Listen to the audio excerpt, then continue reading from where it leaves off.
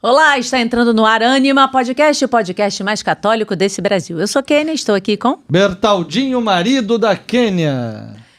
E no episódio de hoje nós vamos conversar com um casal, que nós temos muito que aprender, um casal de catequistas, e vamos falar sobre um casal de catequistas, né? E vamos falar sobre casamento santo. Camila e Felipe Oliveira, sejam bem-vindos. Prazer, muito obrigada pela recepção, pelo carinho.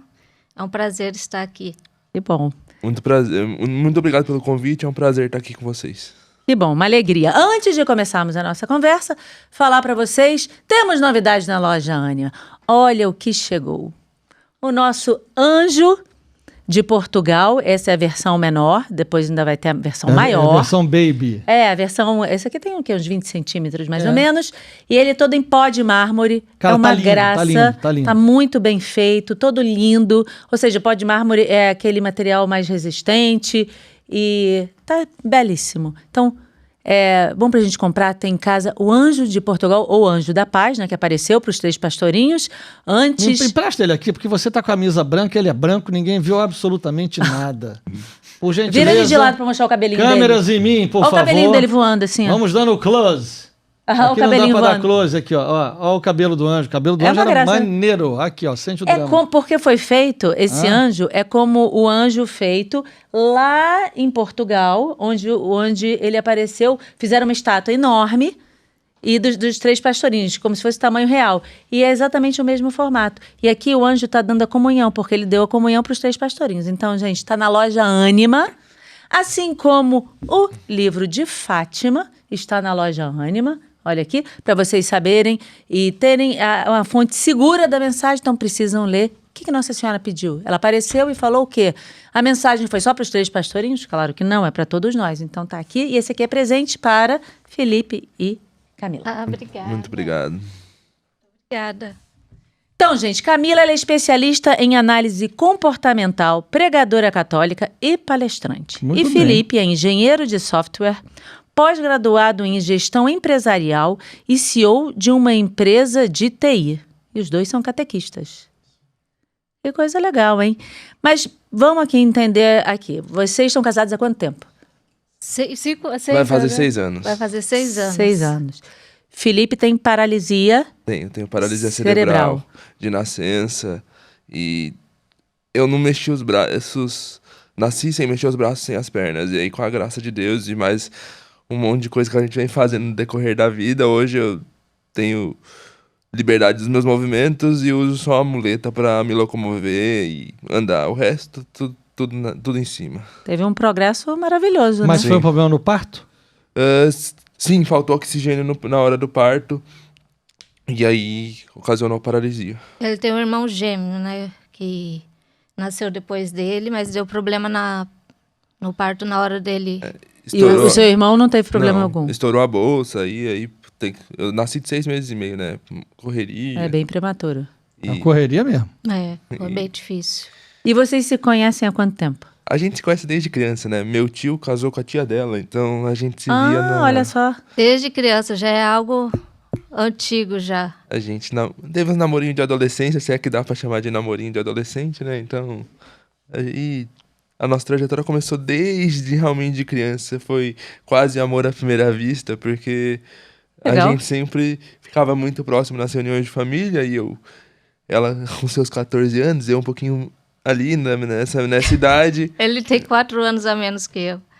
Você tinha então 10. Por- Ela com cara, é tudo jovem, tudo Hoje novinho. não faz diferença, Não, mas hoje na não faz. época... É um pouquinho, né? Porque você com 19, ele com 15. Não, fazia, mas eu era muito bobona, vamos dizer assim. E ele era maduro. Eu Pronto, brinquei aí de equilibrou. Barbie até meus 15 anos. Então, na minha cabeça, era uma coisa inocente, né? E realmente Era que nem eu e Kênia. Eu era bobinho e aí, de repente, vi que ela queria casar comigo. Mentira, gente. Ai, meu Deus do céu, Bertaldo pra falar besteira. Olha pra isso. Mas aí, então, me conta. Mas aí vocês eram desde pequenos, né? Vocês estavam ali muito novos. E aí você só ali, Ele, Felipe. na verdade, ele que ficava me paquerando. E aí a gente Conta, Felipe, a gente quer saber. a gente começou a ficar junto, assim, gostar de ficar próximo. A gente sempre chamava ela pra sair. comer algum lanche. E depois ela mudou de cidade. Aí a gente acabou se separando um tempo. Mas aí, lá há uns 9 anos atrás, mais ou menos, a gente se reencontrou num carnaval. E acabou que a gente acabou ficando naquele carnaval. E a partir daí, eu sempre fui uma pessoa de não gostar de ficar. Sempre gostei de algo mais sério. E Felipe é sério, hein? Ó. Na semana seguinte, eu pedi ela em namoro. E aí, depois... E aí vocês estavam com que idade? Eu tava com 20... Devo estar com 22, 9 anos mais ou menos. Eu tava com uns 22, por aí. Entendi. Temos 26. Mas o que ele não conta é que na adolescência ele terminou comigo por mensagem de celular, né? E aí quando ele me pediu para ficar nessa vez aí, eu falei, eu não vou ficar não. Aí ele, mas dessa vez vai ser sério. Ixi. Então, né? Entendi. E aí vocês namoraram quanto tempo? 1 ano de namoro, 1 ano de noivado, realmente foi sério, né? E depois casamos. Mas ele terminou pelo celular? Pelo celular. Tipo assim, não quero mais você, tchau. Não, e eu tava passando uma situação financeira com a minha família muito grande.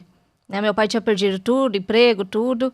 E o telefone tinha sido cortado. Eu não tinha crédito no celular, claro que não. Então eu fiquei anos... E sem namorado? Sem namorado. Não, e não pode nem responder, né? Não, eu fiquei anos... Ela só respondeu, só recebeu a notícia. E não pode dar bronca de digamos assim, de uma forma muito cavaleira, fez. Não, e desse jeito assim, ó. Não quero mais namorar com você. Ponto. Sem explicação. E eu falei, gente, o que aconteceu? Eu não podia ligar, não podia responder. Calhou da família não fazer mais churrasco, nada. Falei, fiquei anos sem saber. Caramba, mas depois eu soube tu foi que malvado, hein? Foi, né, um namorinho de criança. Eu reconheço que não foi uma situação muito agradável. E até hoje a gente fala sobre isso, porque tem uma pulguinha dela e tem um arrependimento meu de ter feito isso. Então, a gente... A culpa é da imaturidade. Não, na realidade, você quase deu sorte pro azar, né?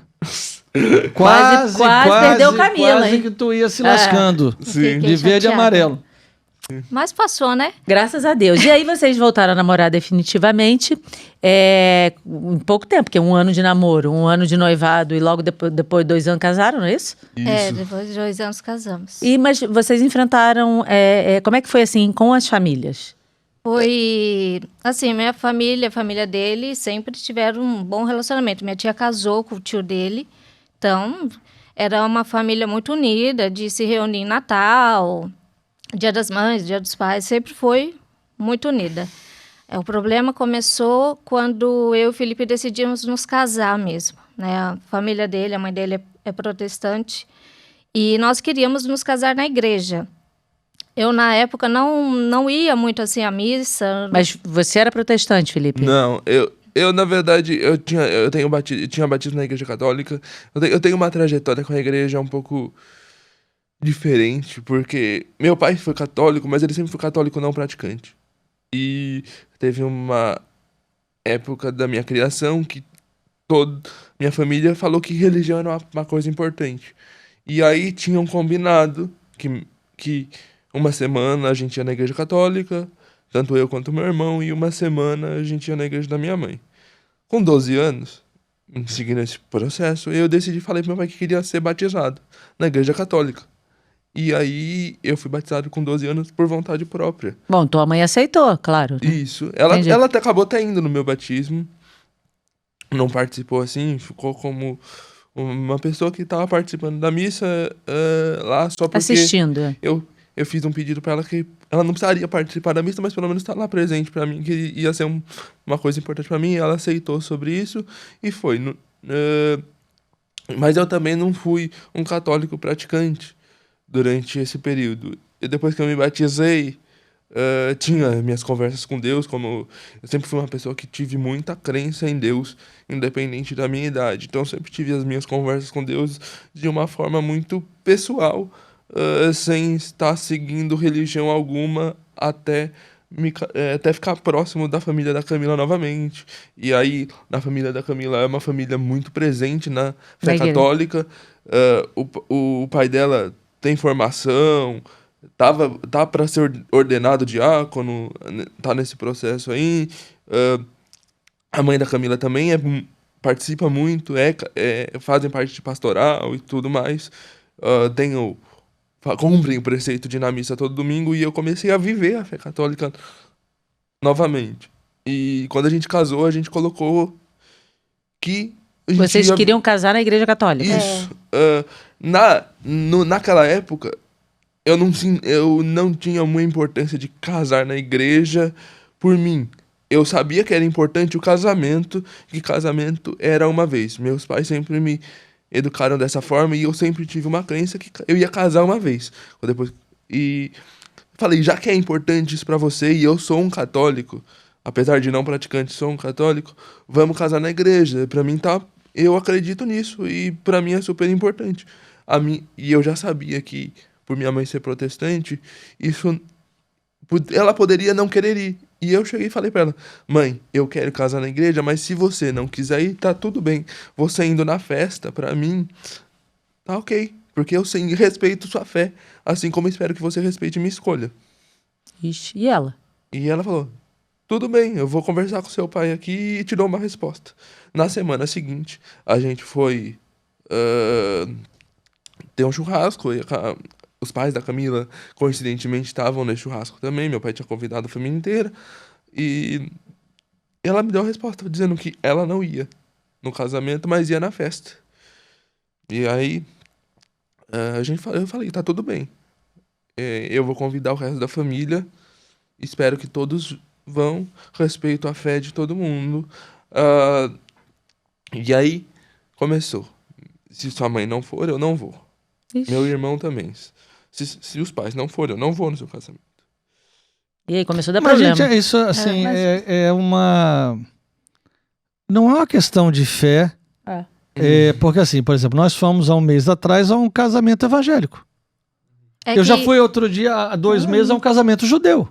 Sim. É que tem igrejas protestantes que têm essa norma de não deixar as pessoas entrarem na igreja católica. Isso. Não Né? sabia disso, não. Tem. Tem Que alguns loucura. A igreja da minha sogra é uma dessas. Você não pode entrar na igreja católica. E é uma coisa, assim, muito séria Mas nem para ver o eles. filho casar? Não. Nossa. E isso começou a gerar um desgaste. Já começou ali a gerar um desgaste na família, porque o Felipe esperava que pelo menos o pai dele ia, pelo pai dele ser católico. E o pai não foi também? Não, meu pai chegou pra mim. Se sua mãe não for, eu não vou. Ela é minha esposa. Eu tenho que estar acompanhado dela. Ih, caramba. É mais ou menos ao contrário, né? Isso começou A a gerar... esposa deveria acompanhar o marido. Começou a gerar um desgaste muito grande, começou a ter briga na família. Então, nós optamos por ceder, né, para parar de ter essa briga. Tava assim, um clima carregado na família dele por causa disso. Porque o pai dele insistia para a mãe dele, vamos, né, vai fazer o Felipe feliz. E a mãe dele não cedia, então começou a ter atrito na família. Então, nós falamos, vamos casar no salão, né? E depois a gente casa na igreja, só eu, você, minha família, não tem problema algum. Tipo, faz o casamento civil e depois faz o religioso só vocês. Né? E vocês fizeram isso? Não chegamos a fazer isso porque nós nos casamos no salão, fomos para a lua de mel. E os nossos planos era casar na igreja depois que a gente chegasse na lua de mel e entrasse na nossa casa, que ainda não estava pronto, um apartamento que ainda não estava pronto. Então, nós íamos morar na casa da minha sogra uns 3 meses, até o apartamento ficar pronto. E na nossa cabeça, a gente falou, para não ter mais desgaste, vamos esperar o apartamento ficar pronto para poder casar, que ali a gente já ia ter nossa independência. Nós não queríamos criar mais briga, mais atrito, que a família sempre foi um valor muito forte para a gente. Eu fui criada numa família estruturada e o Felipe também. Então, para nós, o casamento é um valor, né? A família é um valor inegociável. Mas as coisas não ocorreram dessa forma. Já estava, né, aquele clima assim, na família, e quando nós nos casamos, acredito eu que a minha sogra e o meu sogro, talvez por insegurança, passaram a não conseguir aceitar muito essa relação, né? Começou a ter muito, talvez, medo da nossa convivência. O Felipe é uma pessoa que ele é super independente, mas ele tem as necessidades dele. E a mãe dele renunciou sempre a vida dela inteira para poder ajudar o Felipe, né? Como ele falou, ele não mexia nada do pescoço para baixo. Então foi uma dedicação muito grande. Foi, assim, 100% de dedicação da mãe dele à vida do Felipe para ele conseguir ter a independência que ele tem hoje. Então, existe uma preocupação real. E toda mãe, não sou mãe, mas acredito eu que toda mãe, quando o filho sai de casa, naturalmente já tenha, né? Será que ele vai ser feliz? Será que a pessoa que vai ficar com ele vai cuidar? E o Felipe, num ponto agravado, eu era uma pessoa nova, nunca precisei cuidar de uma pessoa da forma como o Felipe precisa. Então, existe, assim, talvez uma insegurança real, né? Mas as coisas começaram a tomar uma proporção muito grande, de ofensas, enfim. Mas assim, o Felipe tem, não sei as necessidades do Felipe, mas você está dizendo que ele tem algumas. Muito bem. Pensando por um outro lado, eu entendo toda a dedicação da mãe, sem dúvida nenhuma foi vital para que ele pudesse reaver os movimentos, mas também ela poderia pensar o seguinte, e quando eu não estiver mais aqui, quem toma conta do Felipe? Sim. Não é? Quem está com ele nas necessidades que ele precisa? Então, Papai do Céu, que tudo sabe, né, envia você para poder não substituir a mãe, porque mãe é mãe, mulher é mulher, isso não tem nada a ver uma com a outra, né? Ele continua tendo mãe e tem mulher. Então, assim, isso não muda nada, né? Não tem uma competição nessa história, né?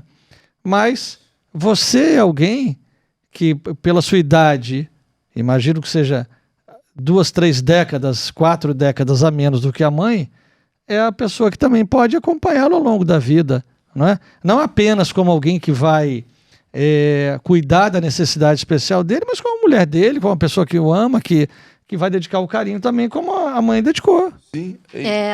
A questão é, será que eu era essa pessoa? É que, assim... Não, se você não era, você se tornou, você casou com ele. Acho que tem sempre um ponto que... Putz, a minha mãe ficou 16 anos grudada em mim 24 horas por dia. Me ajudava a fazer lição de casa pro colégio, me levava pro colégio, me levava pra fisioterapia. Afinal, durante bom período da minha vida, eu fazia fisioterapia de domingo a domingo, quase todos os dias. Às vezes furava um dia ou outro, mas quase todos os dias. E com 16 anos, eu já, com uma maturidade bastante forte, já trabalhava na área, porque comecei a trabalhar muito cedo. Falei, mãe, eu não preciso de você 24 horas comigo, me dá meu espaço. Eu sou um ser humano, eu preciso de espaço também. E eu, como uma forma super bruta, porque eu sou um cara que, na época, era super bruto. Então, fui um pouco... com a pessoa pro celular? Você que o diga, né? Eu reconheço que não falei de uma forma muito sutil. Minha mãe ficou um tempo triste, chateada. Não vou dizer em depressão, porque ela não falava nesse termo na época, mas... A gente ficou um tempo dentro de casa, meio que estranho, sem se falar direito. Ela ficou magoada. Ela voltou pro mercado de trabalho, graças a Deus, até porque isso foi uma forma dela conseguir se encontrar novamente, porque ela estava realmente perdida. E hoje ela reconhece que o que eu fiz foi bom para mim e para ela também. Ela fala sobre isso com uma naturalidade que... Quando eu casei, acho que isso aconteceu de novo, porque meus pais hoje são transparentes comigo, que não esperava que eu fosse a primeira pessoa de casa a casar e sair de casa. Esperasse que Você casou antes do seu irmão? Eu casei antes. Meu irmão hoje vai se casar esse ano, em setembro, mas eu fui a primeira pessoa a sair de casa e meus pais não esperavam que fosse eu. Eles têm um cuidado todo especial comigo. Eu, graças a Deus, vim de uma família que tem suas condições financeiras. Então, meu pai tinha essa preocupação se eu ia conseguir continuar com os meus tratamentos e tudo mais. Mas, graças a Deus, Deus vai preparando tudo. E desde os meus 14 anos, as minhas contas eu mantinha dentro de casa. Porque eu já trabalhava. E, graças a Deus, desde o meu primeiro emprego, eu consegui manter as minhas contas dentro de casa. Tudo bem, eu não pagava... conta de luz, conta de água, essas coisas, mas as minhas finanças, que eram só minhas, eu mantinha dentro de casa. Então eu tava super tranquilo, eu já tinha uma responsabilidade do ponto de vista de manter uma família, que eu tava super tranquilo. Só que quando a gente foi casar, minha mãe começou a enxergar defeitos que ela não enxergava na Cá. Porque acho que é natural, toda vez que você muda de situação. Você era o xodó da casa. Exato. Todos os olhares voltados para você. Exato. Você com cuidado especialíssimo desde que nasceu. De repente, será que ela vai cuidar tão bem quanto eu? Será que ela vai ser? Será que ela, entendeu? Exato. E quando a gente casou, tinha uma coisa que contribuía com essa percepção, que eu ficava o dia inteiro em casa sozinho, porque eu sempre trabalhei home office.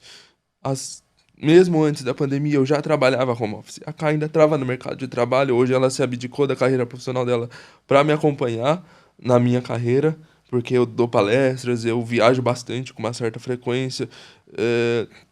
E ela abdicou da carreira profissional dela para ficar me acompanhando. Mas ela trabalhava, então ela saía... Vou me arrumar aqui que eu tô escorregando a cadeira. Ela trabalhava no escritório e eu ficava o dia inteiro em casa. Só que ela preparava comida, deixava tudo lá pra mim.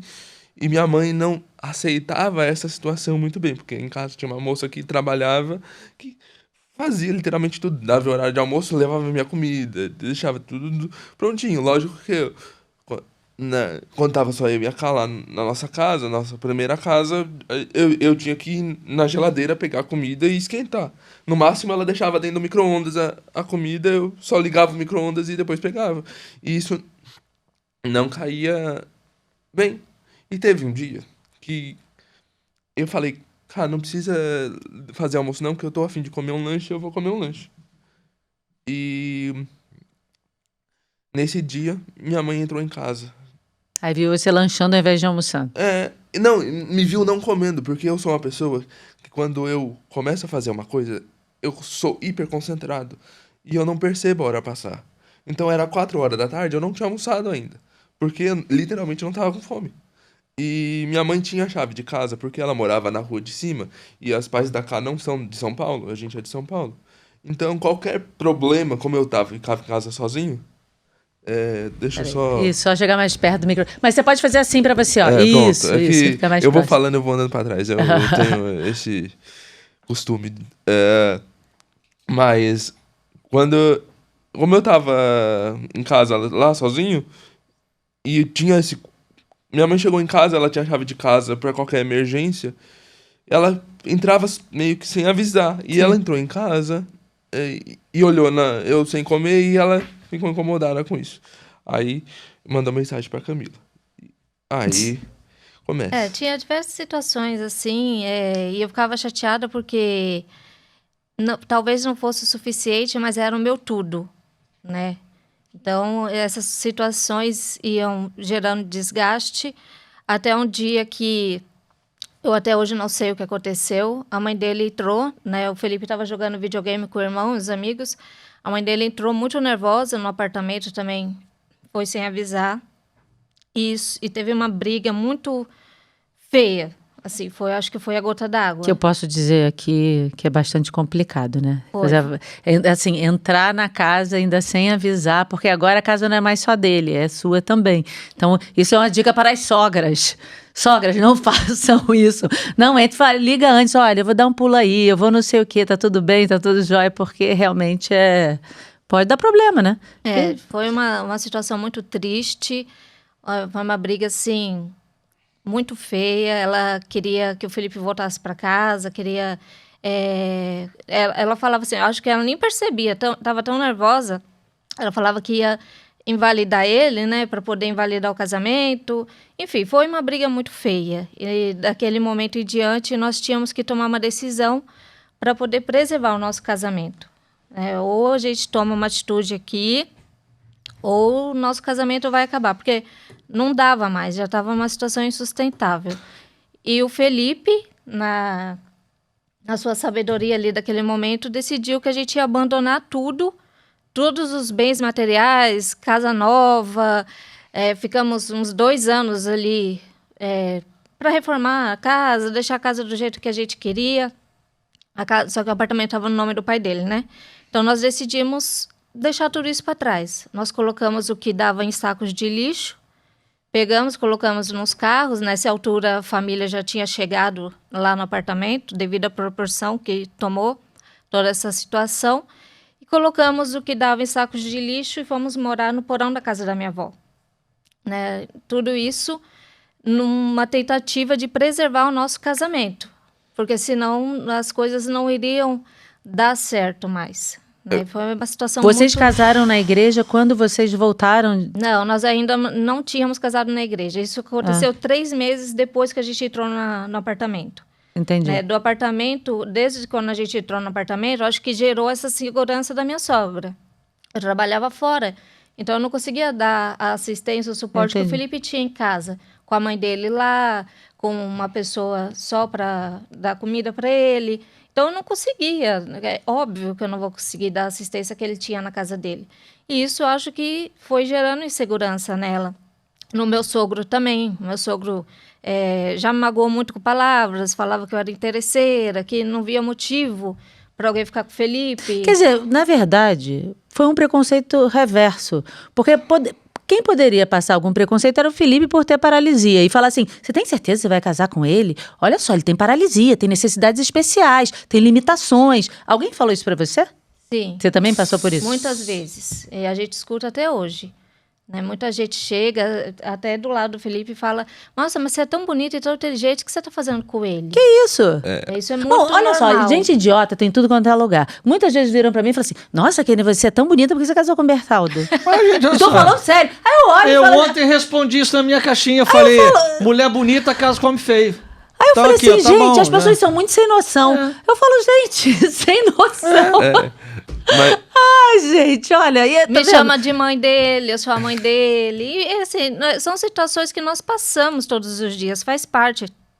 E eu sempre falo, até mesmo dentro da igreja, as pessoas estão muito acostumadas a olhar o casamento como algo carnal, superficial. Né? Então, você escolhe um marido ou uma esposa porque a pessoa é bonita. Então, as pessoas estão acostumadas em enxergar o casamento dessa forma. Só que o casamento não é isso, vai muito além disso, o sacramento do matrimônio. É algo santo. Então, se você olha para a pessoa apenas na esfera física, você realmente tem dificuldade de entender o que uma pessoa, como uma pessoa casa com uma pessoa com deficiência. Porque existe renúncia. Todo casamento... existe renúncia. Você precisa renunciar a certas coisas para fazer a outra pessoa feliz. Mas quando você casa com uma pessoa com deficiência física, essas renúncias, elas são maiores. Então, as pessoas, elas têm a dificuldade. E eu sempre falo, quando eu agacho para colocar o tênis do meu marido, eu não estou me ajoelhando diante dele, mas sim diante de Jesus Cristo.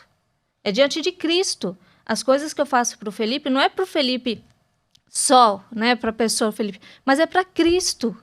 Né? E nós precisamos resgatar essa noção de casamento, que vai muito além do que carnal. É o servir, né? As pessoas querem ser servidas, mas não querem servir. Não, e depois o Felipe já deu muitas provas de superação. Não, o Felipe, ele... Sim. Se ele não mexia absolutamente nada do pescoço para baixo, ele se mantém mais ou menos... pagando um pedaço das contas desde os 14 anos. Agora mantém uma casa. Ele muda para um porão. Ele toca uma empresa, não é? É pós-graduado. Então, assim, para muita gente que não tem nenhuma paralisia de coisa nenhuma, tem apenas a paralisia da preguiça, né? Ele está demonstrando que dá para fazer. Né? O sujeito tinha desculpa. O procrastinador tinha desculpa. Com o Felipe hoje aqui, a partir dele não pode ter desculpa. Porque ele superou muita coisa. Muito mais do que qualquer pessoa. E abriu mão também do conforto, né? Da casa, de tudo. Falou assim, não, a gente vai morar no porão da tua avó, mas a gente vai ficar junto. A existência do Felipe é um milagre. Tem uma história que eu gosto de contar para as pessoas. Uma vez eu cheguei para ele, a gente estava namorando. Na minha cabeça... eu perguntei para ele assim, se Jesus aparecesse para você e pedisse, se falasse assim, você pode pedir qualquer coisa que eu vou fazer. Na minha cabeça, eu falava assim, ele vai pedir para Jesus para tirar a paralisia dele, para ele poder andar, ter a vida, né? até mesmo uma vida parecida com a do irmão dele. E aí ele falou, eu não pediria nada, porque eu sou exatamente do jeito que eu preciso ser, porque existe um propósito em eu ser deficiente físico. Eu aprendo e vivo coisas que outras pessoas não sabem e eu posso ajudar as pessoas com a minha história. Então, isso mostra assim, uma grandeza, uma evolução uma maturidade espiritual muito grande. Então, né? a vida dele é um milagre. E o Felipe, ele nunca reclamou. Eu nunca vi o Felipe reclamando da deficiência dele. Eu nunca vi o Felipe se limitando pela deficiência dele. Nada, assim, ele já andou de kart, já pulou de paraquedas, nada. Ele não tem uma mente limitada, né? Às vezes tem coisa que ele não... Mas o Felipe pulou. Uma das coisas mais gostosas que eu fiz recentemente foi pular de paraquedas. Inclusive, eu queria fazer o curso para pular de paraquedas sozinho e aprender, porque eu gosto de adrenalina, sempre gostei de adrenalina. Felipe é ousado. E ela é uma das coisas que ela não deixa, ela me segura. E aí, a gente tem que ter a sabedoria de marido, que quando mulher e mãe fala, pode ter certeza que... Não, olha só, pular de vez em quando com um instrutor, tudo bem, né? Mas pular sozinho... Não, é doido esse menino. Deixa esse negócio pra lá. Eu fui piloto de kart durante 4 anos. Semi-profissional, eu diria, porque eu ainda não tinha 18 anos, então não dá pra dizer que era uma profissão. Mas eu era federado, tinha campeonato, e uma das coisas que me fez ir para a área de TI foi justamente o kart ser muito caro. Porque eu amava andar de kart, era uma das coisas que eu mais amava de fazer, e ter isso como carreira, pra mim, me tornou uma pessoa melhor, porque qualquer esporte, na verdade, te dá essa mentalidade do vencer, do esforço, do valor ao esforço, que o kart me deu desde cedo. Meu pai era apaixonado por kart, né? Tudo começa com os pais, né? Meu pai era apaixonado por kart, colocou eu e meu irmão pra andar. Na verdade, colocou meu irmão e falou, você não vai andar, porque não tem kart adaptado pra você. E aí começam os desafios. Um mês e meio depois, eu sempre ia acompanhar meu irmão, né? Porque meu irmão começou a andar um pouco antes de mim. E eu sempre ia acompanhar meu irmão. Porque eu gostava de ver. E de sentir ele. Porque é meio estranho, mas eu me sentia tendo a adrenalina que ele tinha de pilotar, mesmo estando lá de fora. E eu gostava de ir lá todo final de semana acompanhá-lo. Mas um final de semana, meu pai chegou e falou, tá aqui, eu comprei um kart pra você.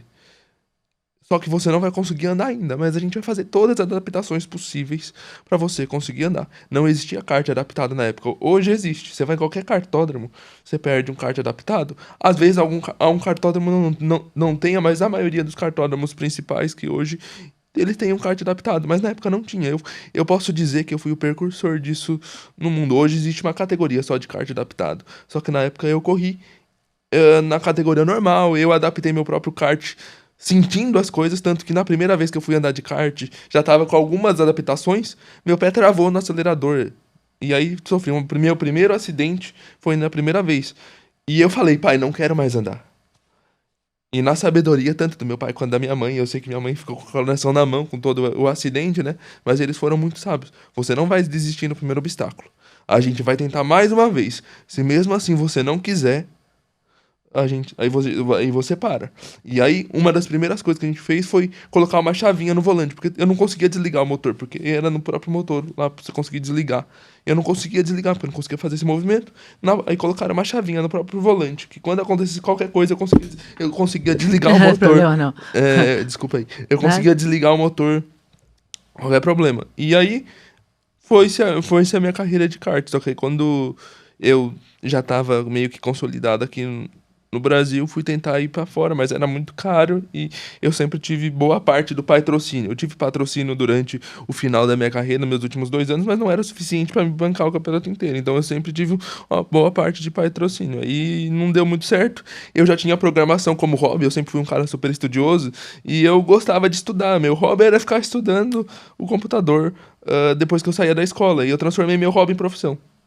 O Felipe sempre foi essa pessoa ousada, isso contribuiu para a gente tomar essa atitude, né?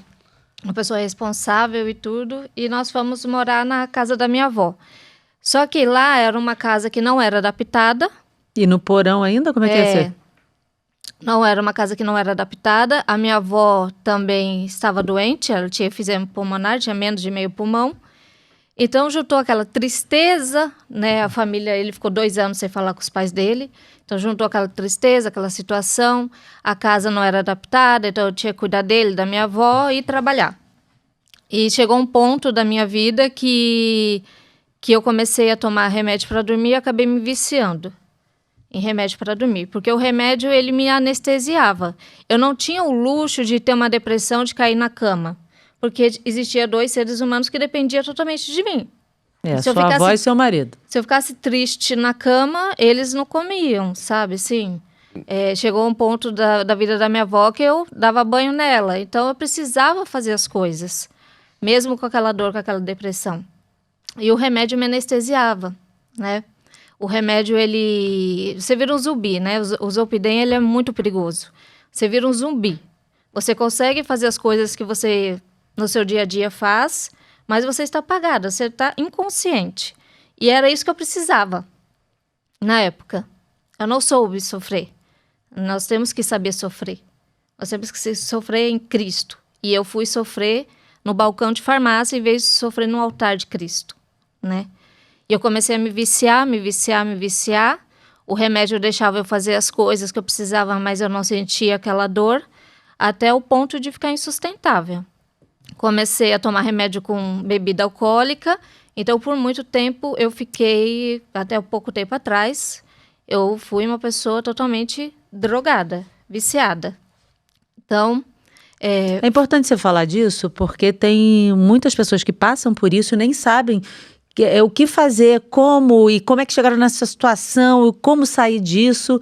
Você saiu, né? Você conseguiu dar a volta por cima. Eu consegui sair depois de ter tomado 150 comprimidos de Zolpidem em um dia. 150? Nossa. E aí já começam os milagres de Deus, porque a dose letal desse remédio é 10. Se você tomar 10 comprimidos, os médicos consideram a dose letal. E ela tomou 150 e Deus quis que ela continuasse viva, né? 150? 150. Nesse período, né? Porque tudo isso aconteceu... no mesmo dia? No mesmo dia. Você abriu o vidro e tomou? Não, eu fui tomando, porque você vira um zumbi, você não sabe. Ela tomava, não lembrava que tinha tomado, tomava de novo. Entendi. E o vício também dava...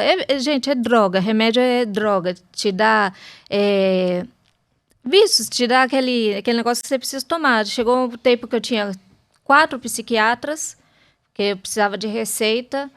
Aí isso já não era o suficiente, eu comecei em farmácia ilegal, comprava sem receita, só que isso é muito caro.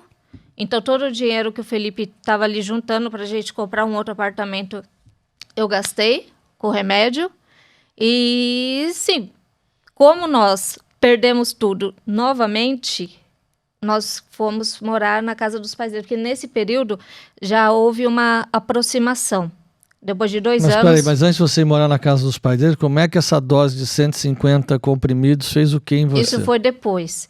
Eu fui... houve uma reaproximação da família do Felipe, né, para com o Felipe. E o Felipe falou, olha, tudo bem, a gente pode se reaproximar, mas eu não aceito isso se vocês não aceitarem a Camila. E ali eu tive que tomar uma... E você já estava casada na igreja? Não. Não, ainda não. Gente, quanto tempo depois vocês casaram na igreja? A gente casou na igreja no ano passado. O que é um pouco... O Deus tem uns caminhos que a gente não consegue compreender direito, mas eu sempre tive claro que pra mim casamento era importante. Então quando a Ká falou que eu tomei a decisão de pegar tudo e sair de casa, porque eu tive claro pra mim, onde minha esposa não é bem-vinda, eu também não sou. E Deus fala na Bíblia exatamente que a gente se torna um só. Então... justamente a gente pegou as coisas e saiu. Ao mesmo tempo que eu fiquei 2 anos sem falar com os meus pais, a gente tem um tio em comum, então meu pai sempre tinha uma notícia ou outra pelo meu tio, inclusive que morava próximo da avó dela, então a gente sempre se via com mais frequência. E meu pai começou a se aproximar, meu tio falou, vai falar com seu pai. Eu falei, beleza, vamos. Aí meu tio me levou lá pra falar com eles. Aí a primeira coisa que eu falei, eu não tenho nenhum problema com vocês vão continuar sendo meu pai e minha mãe. Só que vocês têm que aprender a respeitar a minha decisão. Eu tomei a decisão de casar, e acho que, pra mim, casamento, além de gostar muito da pessoa, primeiramente é uma escolha. Senão você não consegue viver a vida inteira ao lado de uma pessoa se você não tiver, se não ter clareza da escolha. E pra mim foi uma escolha. Se vocês conseguirem respeitar a minha escolha, ninguém é obrigado a amar e gostar de ninguém. Mas respeitar a convivência, eu acho que faz parte do ser humano. Qualquer convivência que a gente tem que aprender a respeitar. Se vocês conseguirem fazer isso, a gente se reaproxima. E graças a Deus, hoje, a Camila se dá melhor com os meus pais do que eu. Deixa eu falar uma coisa antes aqui. Eu tenho recebido, volta e meia, quando eu abro caixinha na Ânima, no Instagram da Ânima, as pessoas perguntando, como é que é essa coisa da escolha com o pai e com a mãe, pra não sei o quê? Aí eu falo, gente, olha só, é exatamente isso que você falou. Quando a gente casa, a gente passa a ter a família que a gente formou ali, e essa família que a gente formou passa a ser o nosso núcleo principal. Mas isso não significa que, aí eu complemento, não significa que você não vai honrar seu pai e sua mãe. O que é honrar o pai e a mãe? É respeitar, cuidar se precisar, né? É tentar agregar as famílias, tudo isso. Mas tem muitos que não conseguem. Tem muitos homens que têm a paralisia, mas é uma paralisia espiritual. E aí continua ligado na barra da saia da mãe e do pai, e não entendeu que ele formou uma família. E não consegue ser homem suficiente para peitar isso, como você foi. Porque você amava seus pais, você ama seus pais, tudo bem. Mas você falou, gente, eu casei, entendam isso. Agora eu formei uma família. Você como eu falei, você foi homem suficiente para impor esse limite e falar, ok, eu vou morar no porão, eu vou fazer qualquer coisa, entendeu? Mas eu vou aqui agora cuidar dessa família que eu tô formando. Não tô abandonando vocês, né? Mas vocês têm que respeitar a minha escolha. E você conseguiu mostrar isso pros seus pais. Sim. E eles passaram a entender que a Camila era importante para você. Que você amava a Camila e queria ficar casado com ela. Né? Que você não estava ali brincando, não era um devaneio seu. Exato.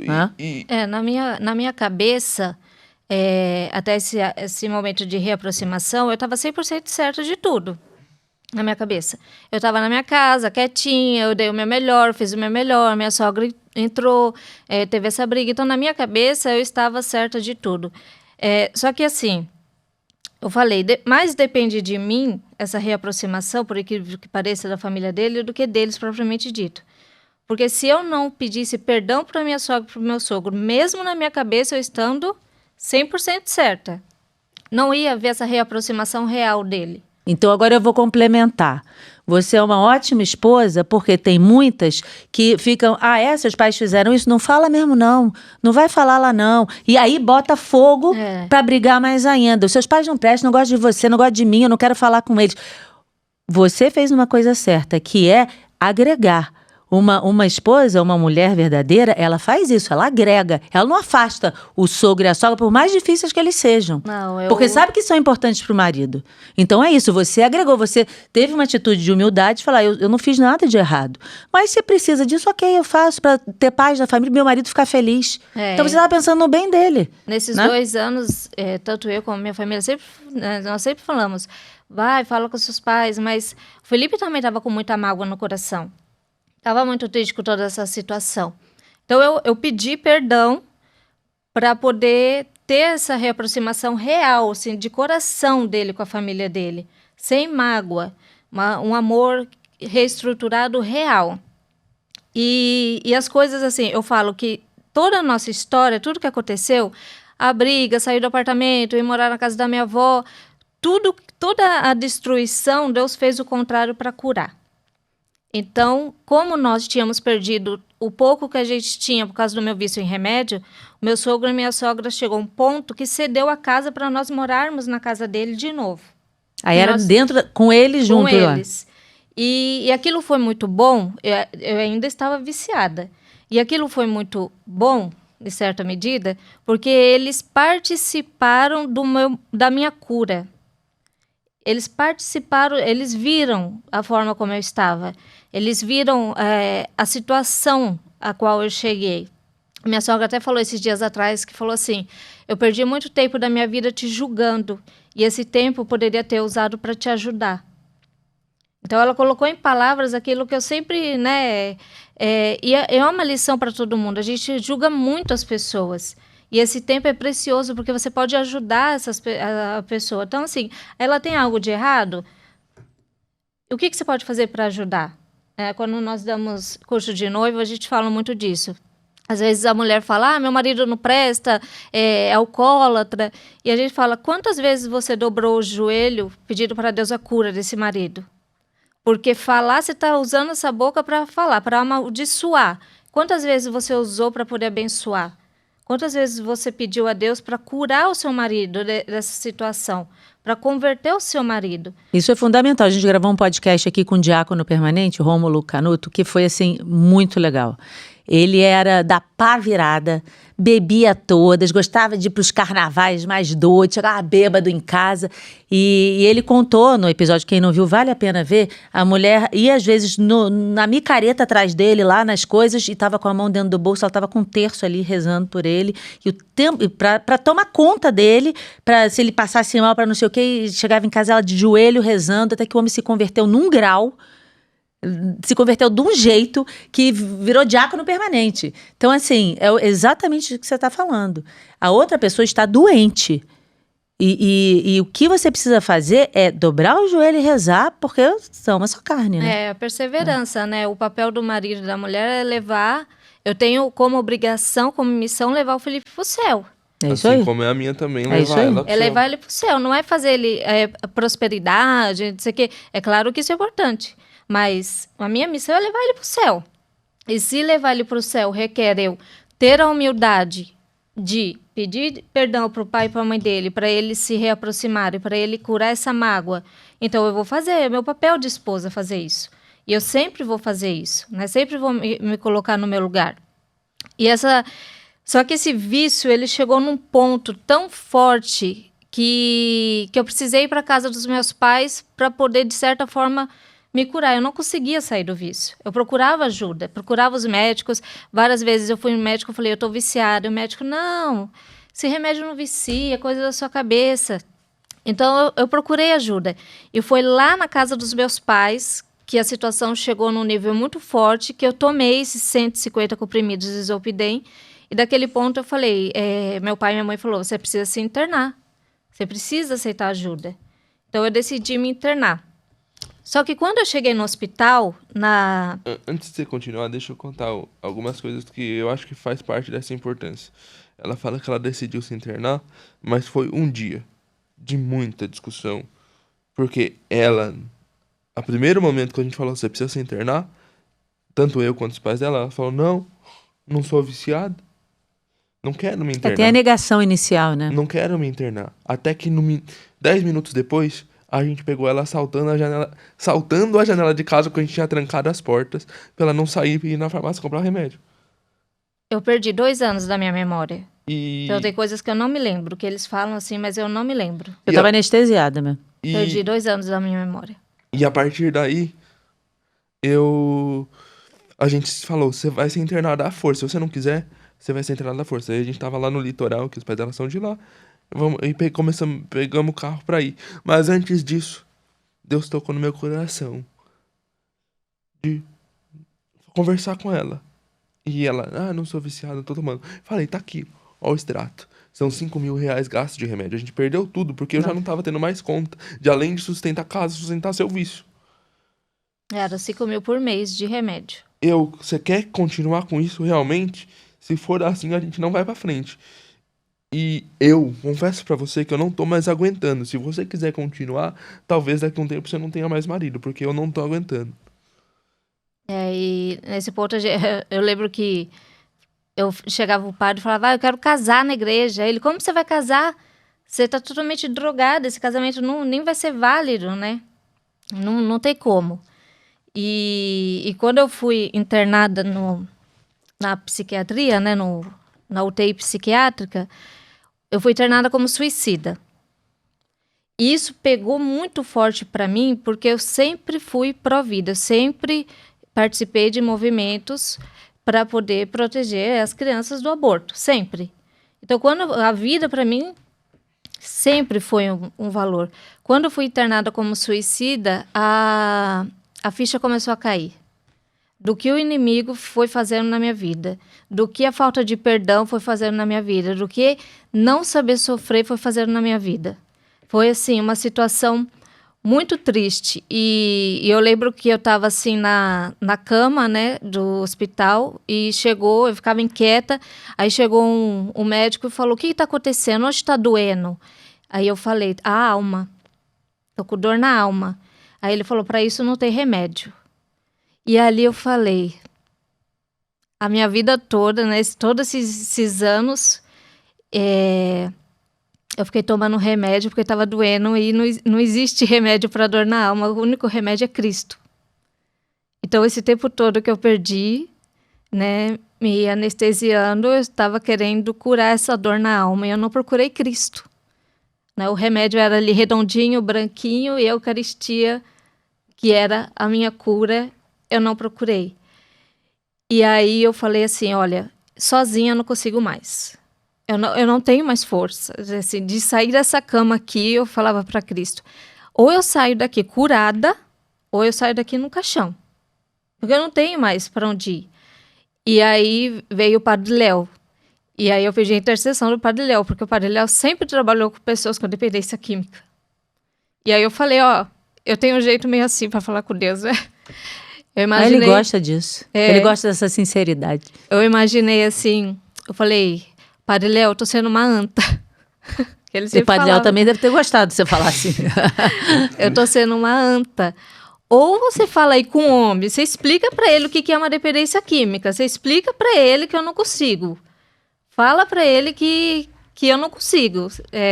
Intercede por mim, eu preciso sair desse vício. Eu preciso, meu marido tá precisando de mim.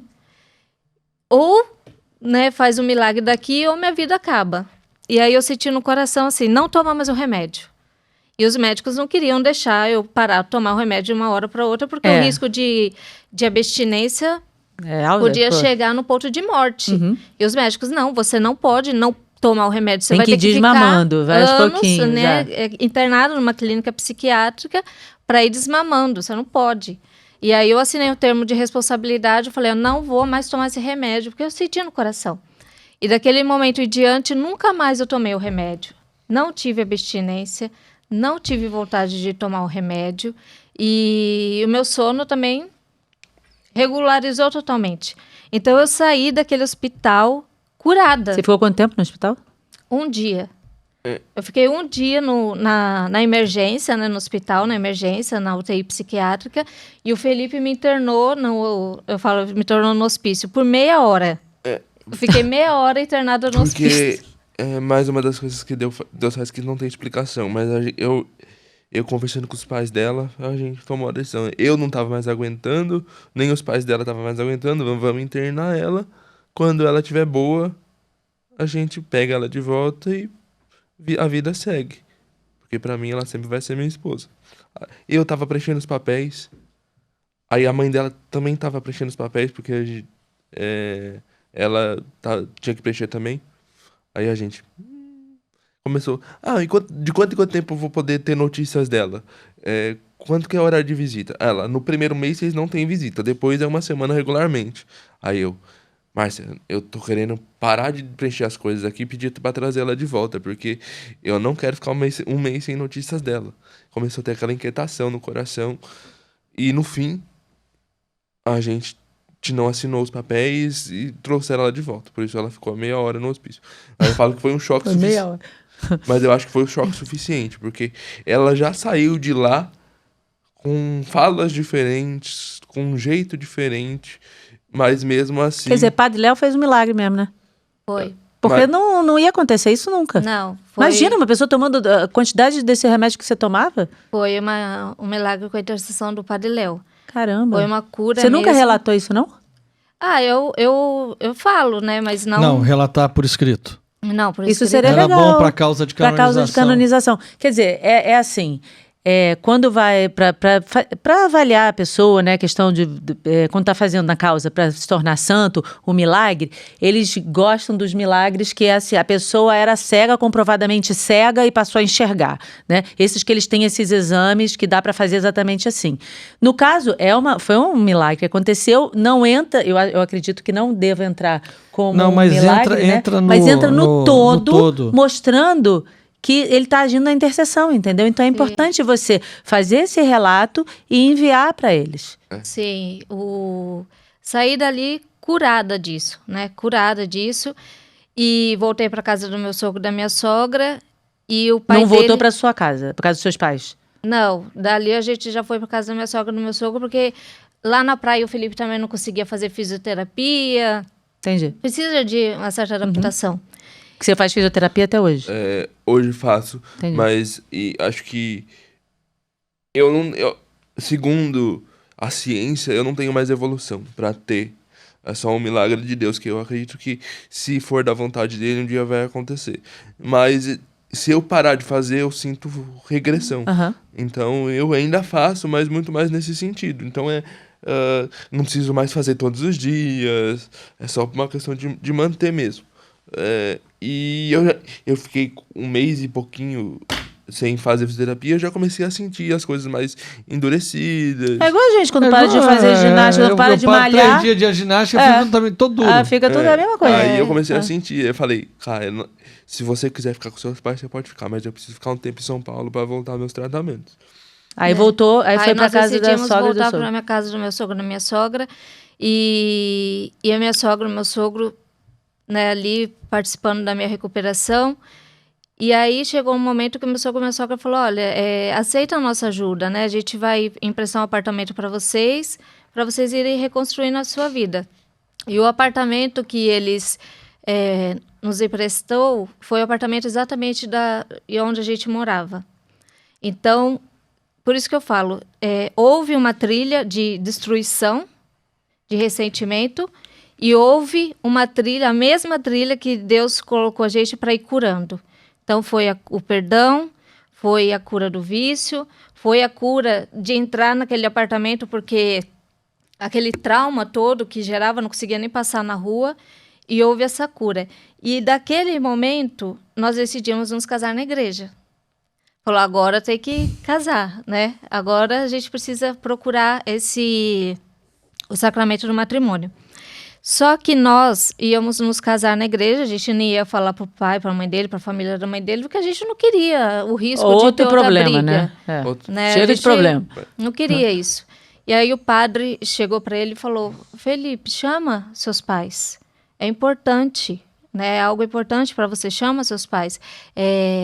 Para eles, e o padre ainda foi mais ousado, para eles entrarem com você na igreja. E a gente ficou desesperado. Ele falou, padre, corre o risco de ter de novo a briga, a gente não quer isso. Aí ele, não, chama eles, faça o seu papel de filho, inclui. Por mais que eles optem por não ir, você está incluindo eles nesse momento que é importante para você. E aí a gente chegou muito receoso, o Felipe ligou pro pai dele, eu até ficava assim, meu Deus do céu. Chamou eles, aí a mãe dele falou assim, se Deus preparar, né, vou pedir para Deus, se Deus preparar, eu vou. E aí, já estava mais aberta. Aí nesse momento em diante eu comecei a pedir a intercessão de Nossa Senhora.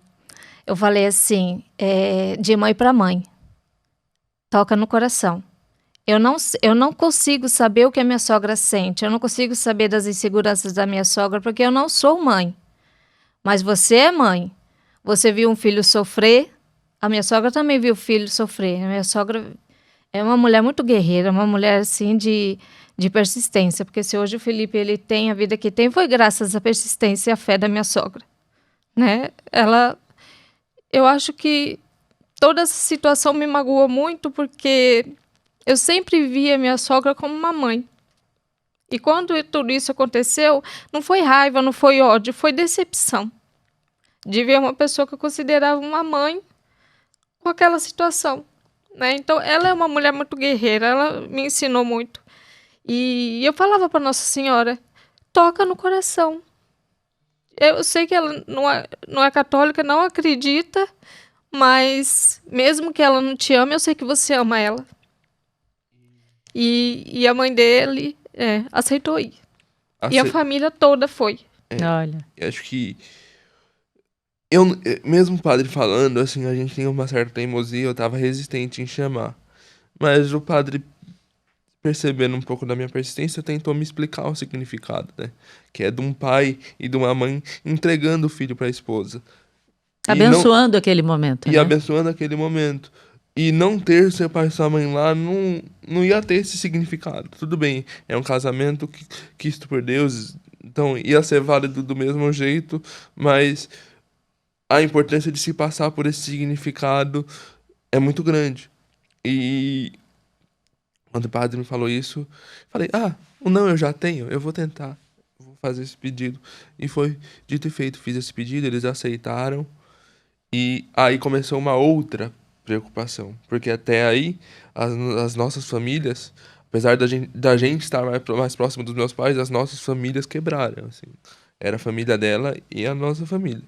Então, primeira vez que eles iam se estar junto no mesmo ambiente, como que ia ser, todas essas preocupações. A família toda entrou na briga, né? Cada um puxando pro seu lado. A minha família tomou minhas dores, te defendendo, tomando as dores dele. Então a família estava totalmente rachada, assim. Ia haver essa reaproximação naquele dia na igreja.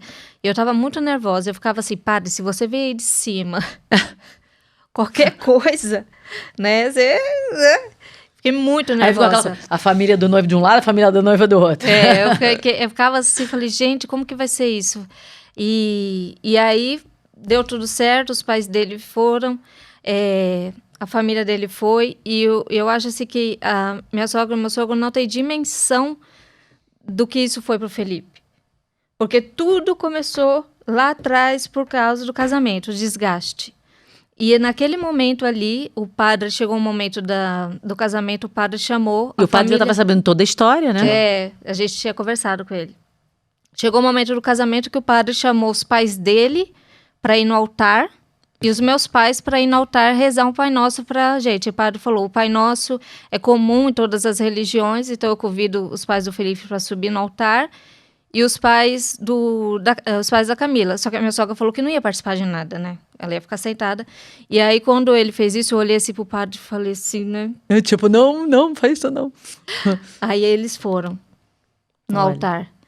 E ali, tem até uma foto que eu gosto muito, que todos eles abraçados comigo, com o Felipe no meio.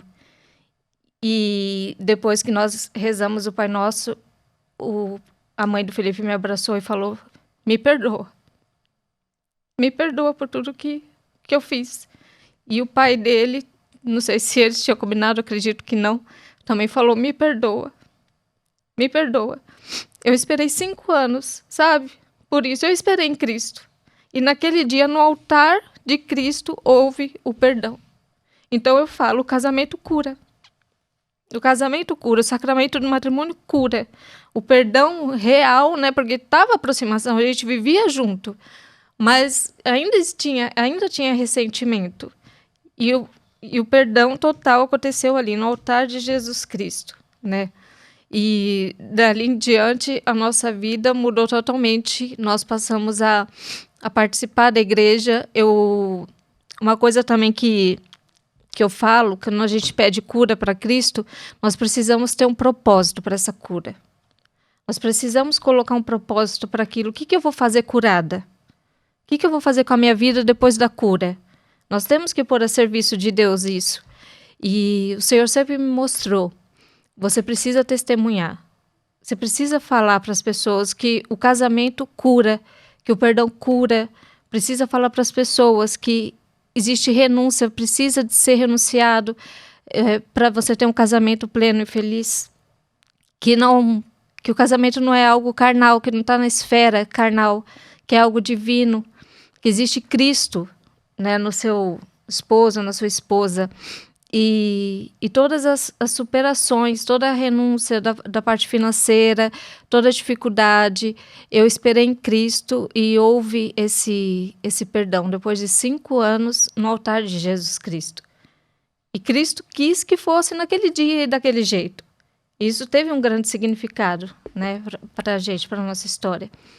E hoje nós estamos colocando tudo isso a serviço de Deus. O Felipe, ele é uma pessoa que ensina com a vida dele, né? Ele ensina com o exemplo dele. As pessoas às vezes falam assim, você cuida dele, mas na verdade ele cuida de mim. Já percebi isso. Ele cuida de mim. Já percebi, ele é bem maduro, né? Ele cuida. Teve uma coisa também que me marcou, lá para os 8 anos de idade, o Felipe conseguiu sozinho levantar, colocar os shorts e escovar os dentes. Isso foi um motivo de festa, assim, na família dele, né? O Felipe conseguiu. E aí eu falei, acho que ele tinha uns 8 anos de idade. Isso me marcou muito. Deus quis que ela estivesse na mesma casa, porque estava na casa de praia, todas as famílias juntas, inclusive as dela e as minhas. E você tinha 12 anos na época. Isso me marcou porque eu falei assim, hoje com 8 anos ele conseguiu, mas ele ficou 8 anos tentando. Ele ficou 8 anos persistindo e tentando para conseguir isso aquele dia. Então, assim, Deus tem um milagre na vida de todo mundo, mas o quanto que a gente persiste para conseguir esse milagre? Né? Na Bíblia, a gente não vê assim Jesus Cristo indo até as pessoas. A gente sempre vê as pessoas indo até Cristo, pedindo, clamando por isso. Tem aquela passagem do aleijado que os amigos levam a maca até Jesus Cristo, todo aquele movimento e vai para o telhado. Você acha que Jesus Cristo não estava vendo que tudo aquilo estava acontecendo? Mas houve o querer, o persistir e a intercessão dos amigos para que aquele momento acontecesse. A história da graça não dispensa a natureza. Exato. Ou seja, tem que agir. Jesus dentro daquela casa podia estar vendo, o pessoal está abrindo o telhado aqui, para um pouquinho, gente, precisa abrir o telhado não, Exatamente. Deixa que eu vou aí e resolvo. E o Felipe... Não precisa nem ir. Não tem, de longe, né? Não foi assim com o centurião lá que ele falou assim, eu não sou digno que entrei em minha morada. Dizer uma só palavra e serei salvo. Descer o cara telhado abaixo é um ato de fé. Exatamente. Pode ser o tamanho da casa que for, a altura do telhado que for, o tamanho do telhado que for. Puxar uma pessoa para cima do mínimo de um telhado, abrir aquilo e fazer ele descer em corda, é uma coisa impressionante. E há uma ligação aí, nesse livro de Fátima, a gente sempre fala isso, né? Nossa Senhora, em algumas vezes, responde a Lúcia. A Lúcia pede a cura de alguns doentes. E Nossa Senhora responde a ela, curarei, se converterem, curarei durante o ano. Depois ela responde uma segunda vez, uns sim, outros não. E aí a gente fica pensando, quando você vê essa passagem que você falou, que é o paralítico sendo descido ali diante de Jesus, a primeira coisa que Jesus fala é, teus pecados te são perdoados. Ele não cura o cara imediatamente, ele primeiro cura o pecado. Ou seja, ele perdoa o pecado, né? E depois ele diz, para que saibais que o Filho do Homem tem todo o poder no céu e na terra, eu te ordeno, levanta, toma o teu leito e vai embora. Ok, ele curou. É a mesma referência que Fátima faz. Se converter, curar-se-á durante o ano. Aí ela diz, uns sim, outros não. Por que uns sim, outros não? Porque esses do não estão dispostos à cura. Sim. Isso é muito interessante. A gente fala muitas vezes, especialmente desse livro de Fátima, né? Enfim, da mensagem dela, óbvio, que Nossa Senhora nos conduz diretamente ao centro do Evangelho, ao centro de toda a doutrina católica. Sim. Ao catecismo da Igreja Católica. Eu quero ser curado. Será? O que você está fazendo? Né? Porque Deus está ali, a bênção está ali. Mas nós precisamos da nossa parte. Né? Nós precisamos de ir atrás disso. Quem quer graça, quem quer milagre, precisa rezar. Você tem que fazer o seu movimento, você tem que ir clamar, pedir, suplicar. Tem que ter essa parte, gente. Não dá pra ficar... eu quero emagrecer, mas não quero deixar de comer nem fazer exercício. Vai emagrecer como? O Felipe poderia querer recuperar o movimento e não fazer nada. Ficar deitado, senhor, me dá um movimento. Isso é uma preocupação dos pais dele, né? De eu não fazer as coisas por ele. Do que ele conseguir fazer, ele precisa fazer para ele não perder o movimento. Então, tudo que o Felipe consegue, eu deixo ele fazer, por mais difícil que seja, que às vezes é custoso para ele, né? Mas a mãe dele passou por isso. A mãe dele conta que ela deixava ele... Eu acho que a primeira vez que ele se trocou, ele ficou umas 6 horas para conseguir se trocar sozinho. E ele suava, e a mãe dele via aquilo, querendo, como mãe, ir lá e colocar a roupa do Felipe. Mas se ela colocasse, ele nunca ia conseguir sozinho. Nunca ia conseguir. Então, eles sempre tiveram essa preocupação de deixar o Felipe fazer para ele ter a independência dele, né? E essa garra, às vezes a fé ela não é só espiritual, mas também é física, não é persistência, né? Sim. E acho que tem um ponto super importante aí. A minha família foi sempre um pilar para mim.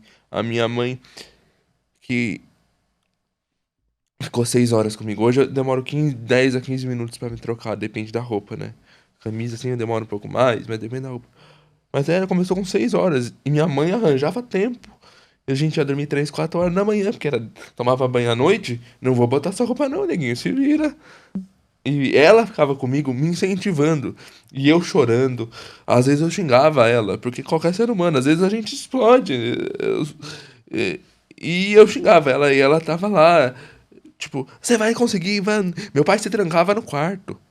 Meu pai realmente se trancava a chave pra não ver aquilo que dava aflição, né? Que devia, imagina. E hoje eu sou muito grato a isso. Eu falo bastante nas minhas palestras sobre isso, porque esse comportamento da minha mãe, por mais que eu xingava ela, ficava brava, eu falava, você não é mãe. Eu tenho a imagem na minha... Todo dia ela repassa na minha cabeça. Porque eu falava isso pra ela, que ela não era mãe, ela era uma carrasca pra mim. Só que isso fez com que eu sou o que eu sou hoje. Porque se ela não tivesse feito isso, talvez eu não tinha os movimentos. Talvez eu não conseguia ter a independência que eu tenho hoje. Porque as únicas coisas que a Camila faz de dia a dia, assim, pra mim, é colocar tênis e meia, porque eu não consigo agachar. O resto, eu faço tudo sozinho. E aí ir pra cozinha fazer minha comida, porque ela tem medo de eu me queimar. Minha mãe também tinha, então não deixaram. Mas... Me lembrou, eu vi a cena de um filme, eu não sei qual cantor, esses cantores norte-americanos que é cego, e eu só vi essa cena, foi um trailer que eu vi. A mãe ficou quieta e o menino cego, ele era pequeno. E ele, não sei se foi o Ray Charles, sei lá qual deles que foi. E aí ele falou assim, mãe, aí a mãe não falou nada, porque queria que ele se virasse. E aí ele fica tateando, morrendo de medo, sozinho na casa, e sem saber para que lado ia, e ela quieta, olhando, só que você vê que ela com a cara de choro, vendo, mas ela falou assim, eu tenho que passar por isso, eu tenho que fazer isso, e tenho que fazer ele passar por isso, para ele aprender, para ele se tornar independente. Mas você via a cara de sofrimento. Certamente sua mãe sofreu muito. Sim. Né? Vendo você lá lutando para botar a roupa durante 6 horas. Porque era muito mais fácil ela chegar lá, vem cá, meu filho, bota aqui. Mas você tinha que aprender para se tornar o homem que você é hoje, independente. Sim. Né? Mas para ela não foi molezinha não, viu? Isso nos ensina muito, né? Porque a família, ela é uma base na nossa vida, para tudo. Né? Cristo ficou 3 horas redimindo a humanidade, 3 anos ensinando e 30 anos obedecendo. Convivendo com o pai e com a mãe, obedecendo, aprendendo para poder ensinar. Né? Então, nós precisamos respeitar a nossa família, nós precisamos respeitar o papel da nossa família, tanto marido e mulher, sogra e sogro, respeitar esse espaço, porque há uma harmonia perfeita em toda essa relação. Então, todo esse tempo, minha mãe e meu pai intercedendo por mim, rezando por mim, ali para eu sair desse vício, para toda essa situação conseguir, né, ser superada. Então, há um equilíbrio perfeito, né? Cristo, ele fez o casamento para ter esse equilíbrio. Então, isso é muito importante. Acho que, assim, o mais importante que eu tiro de tudo isso que aconteceu e que eu sempre... Minha mãe sempre falava isso, mas eu senti na pele depois que tudo isso aconteceu, as coisas acontecem porque Deus permite. Você precisa escolher se você vai se definhar ou se você vai tirar coisa boa. Porque eu posso falar, no começo do nosso casamento, eu era um péssimo marido. Eu esperava dela minha mãe. Talvez a gente estaria separado, porque eu era um péssimo marido. Eu só fui ser um bom marido, me reaproximar da minha esposa como ela realmente merece, durante todo esse processo. Então, eu não sei o que Deus tinha, como Deus escreveu, mas Ele permitiu que a gente passasse tudo isso. E hoje eu olho pra trás e falo, ainda bem que aconteceu tudo isso, porque senão não sei se eu estaria com ela. Porque nós só tínhamos um ao outro. Nós não tínhamos mais nada, nós não tínhamos bens materiais, né? A família também não estava ali para dar o suporte, então nós tínhamos um ao outro. Então nós aprendemos a ser marido e mulher, nós aprendemos a cumplicidade do casamento nesse processo todo. E a gente fala, se nada disso tivesse acontecido, a gente não teria encontrado a santidade, porque a gente não estava indo na igreja nesse período. É muito difícil acreditar em Deus e enxergar milagre na vida boa, né? Eu falo assim, eu não acredito em uma pessoa que ama Deus sempre em Paris. Porque uma coisa é você falar, eu amo Deus, né? Tô no carrão, no apartamento. É fácil amar Deus na vida boa. É fácil amar Deus quando você tá bem. Difícil é amar Deus quando você tá passando por uma situação difícil. Difícil é amar Deus quando você tá perdendo tudo. Difícil é amar Deus quando você descobre uma doença que não tem cura. Ali você mostra que ama Cristo e ama genuinamente mesmo, né? Então, tudo isso precisou acontecer para a gente hoje testemunhar que existe propósito na dor. Cristo morreu na cruz e nos mostrou, e nós somos católicos, graças a Deus, nós acreditamos na cruz, porque ele mostra que existe propósito na dor. Precisamos encontrar esse propósito, aprender a sofrer. Abraçar a cruz, né? Ao invés de querer empurrá-la para longe. É abraçar a cruz para você carregar a sua cruz. O Senhor vai te ajudar a carregar. Exatamente, porque fugir da dor, não perdoar. Muita gente fala, eu não vou perdoar porque eu não acho justo. O perdão não é nem para a pessoa, mas é para você. Porque você se distancia. Não é questão de justiça, né? Exatamente. É questão de libertação. Você se distancia daquela situação. Quando você perdoa, você se aproxima de Cristo. Então, muita gente fala assim, eu não vou perdoar por causa da pessoa não merece. Mas enquanto você não perdoar, você está presa àquela pessoa, àquela situação. Quando você perdoa, você se aproxima de Cristo.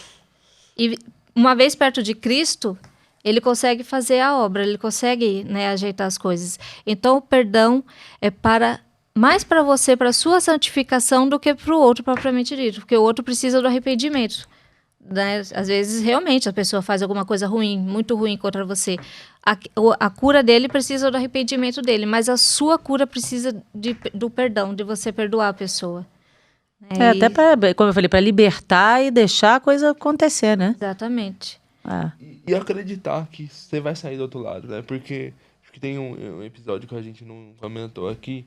Chega só um pouquinho mais perto do microfone. Tem um episódio que a gente comentou aqui que a Ká, no período que ela estava mais viciada, ela bebia cerveja, vinho e tomava remédio. Isso gerou algumas convulsões nela. E ela tinha períodos de convulsões. E em um desses períodos a gente estava no nosso aniversário de casamento. Numa viagem romântica e tudo mais. Ela tava de pé, do nada começa a ter convulsão, cai com tudo no chão. E eu saio correndo. Literalmente, foi a primeira vez na minha vida que eu corri, sem muleta nenhuma. Eu corri e consegui levantar ela com um braço só. Deus me deu força, Deus me deu equilíbrio para dar uns, 5, 6 passos até onde ela tava de distância dela. E virei ela de lado para ela não sufocar. Eu tava sufocando, porque a convulsão, né, gera a salivação. Eu tava sufocando já, né?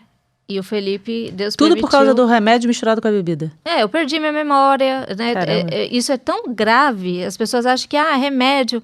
Isso é tão grave que esses dias foi uma psicóloga lá na igreja, nós somos da Pastoral Familiar, sempre tem as palestras. E eu lá recebendo a psicóloga, ela levou uns livros para vender. Isso aqui é uma mesa, tal. E ela me olhando assim, você não lembra de mim, não? E eu, como tenho, né, a página na internet, muita gente me conhece, mas nem sempre eu conheço todo mundo. Eu, não conheço. Ela, Camila, eu fui sua psicóloga. Caramba, eu fui quanto sua tempo? Psicóloga por muito tempo. 1 ano, assim. Caramba, e você encontrava com ela regularmente? Não lembrava da existência dela. Caramba. Ela é uma pessoa totalmente... E isso acontece. Eu não me lembro de muita coisa. Eu falo que eu me lembro aquilo que Deus permite que eu me lembre para poder testemunhar, porque muita coisa... E, assim, tem uma passagem que a gente viveu que foi muito icônica.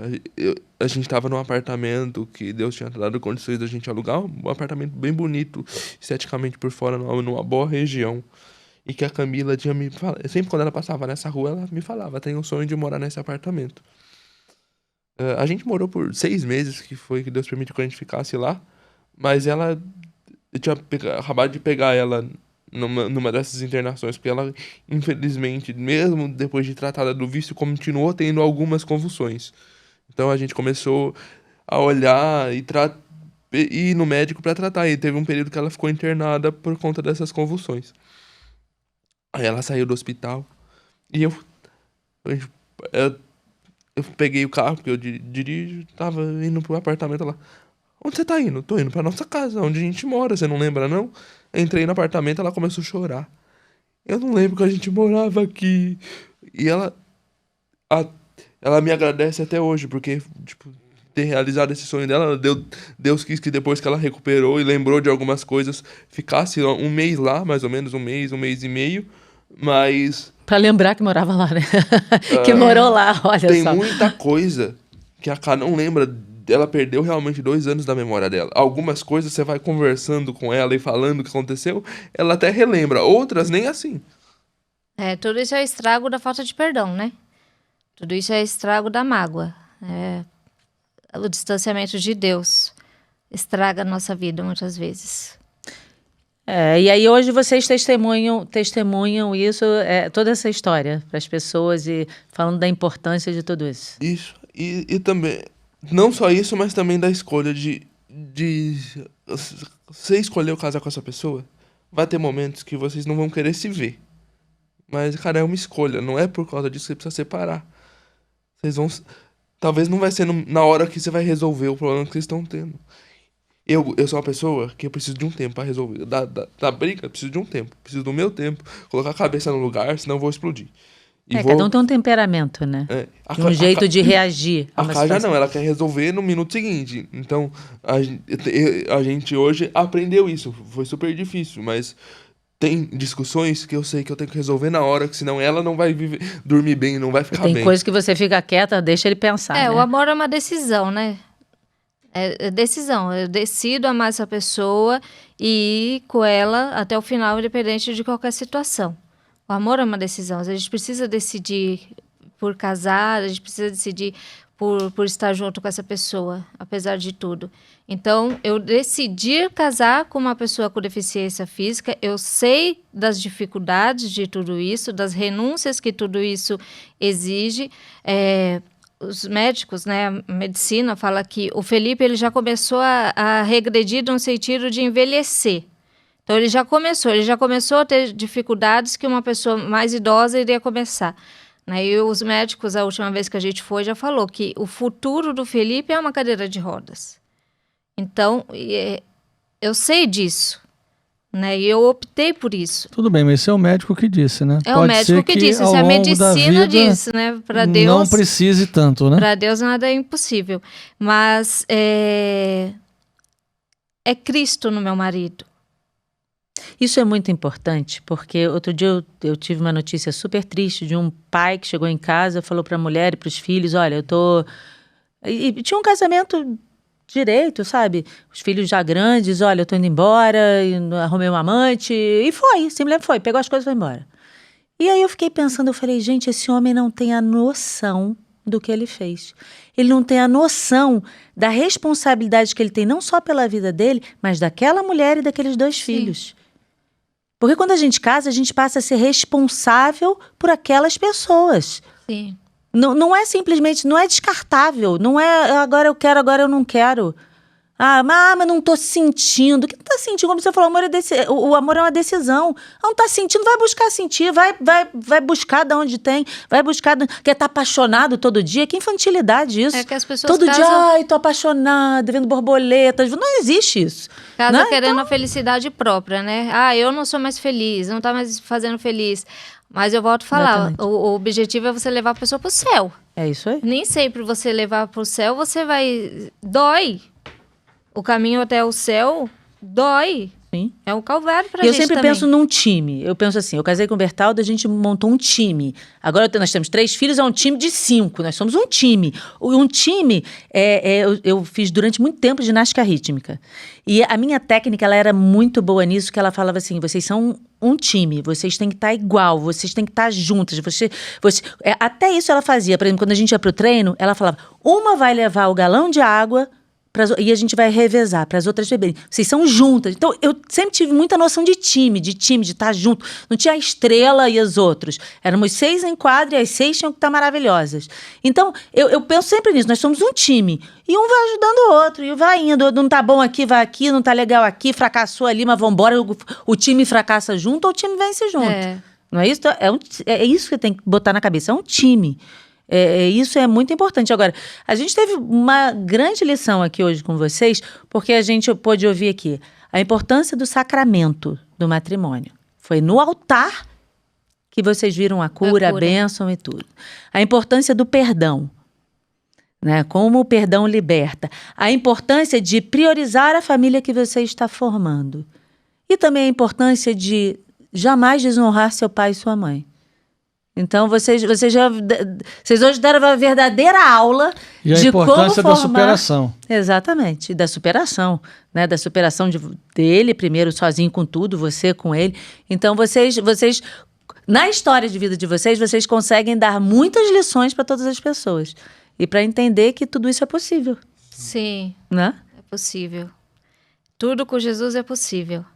E hoje a gente dedica a nossa vida... a Jesus, a gente dedica a agradecer a Deus. Você continua trabalhando como na empresa de TI? Isso. A Ká hoje, ela tem o canal na internet, que eu faço parte de pastoral também junto com ela.